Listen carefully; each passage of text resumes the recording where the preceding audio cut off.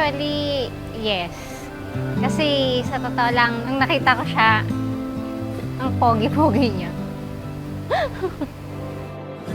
Heartbeat in the quiet, spotlight in an empty. Siyempre, sa isang tao, siyempre hindi mawawala yung makita mo yung physical na kaunyon niya bago yung panloob na kaugalian.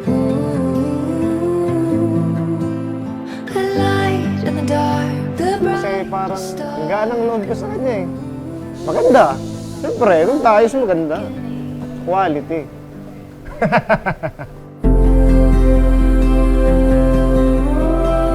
I see now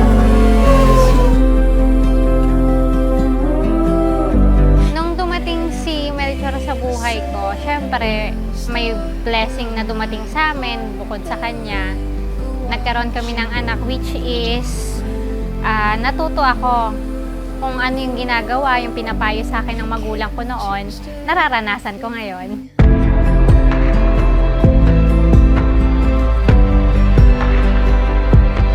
Sa ating pagnilay-nilay, mga minamahal na mga kapatid, talagang napakabuti ng Diyos. Dahil sa pagmamahal ng Diyos, ay hindi naging huli ang lahat na itama ninyo ang iyong pagkasama bilang ganap sa harapan ng Diyos sa pagtanggap ng sakramento ng kasal. Marilyn, salamat sa lahat kasi mating ka sa buhay ko.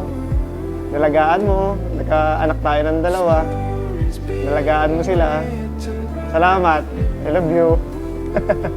Ladies and gentlemen, the most awaited couple, Mr. Melchor and Mrs. Lynn Cornejo, now officially. Salamat sa lahat ng pagsuporta sa amin ng mga anak mo. Salamat sa pagmamahal na binibigay mo. Gayon din sa oras at panahong ginugugol mo para alagaan at bantayan kaming mga anak mo. Salamat sa iyo kasi palagi kang nandyan. Alam ko lasinggero ka pero mahal na mahal kita.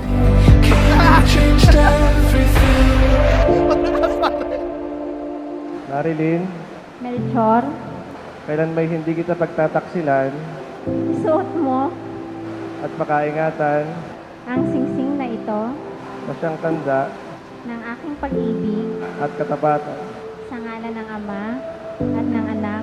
ng Espiritu Santo. Amen.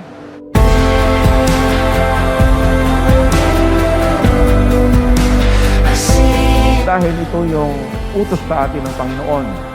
Dahil malaking kasalanan sa harapan ng Diyos ang pagsasama na hindi ikinakasal.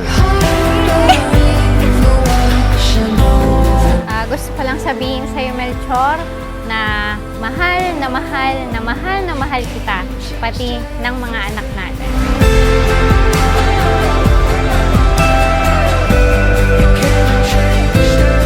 Sorry sa mga naging kasalanan ko, pero napag-uusapan naman, naayos natin kasi nga mahal natin yung isa't isa.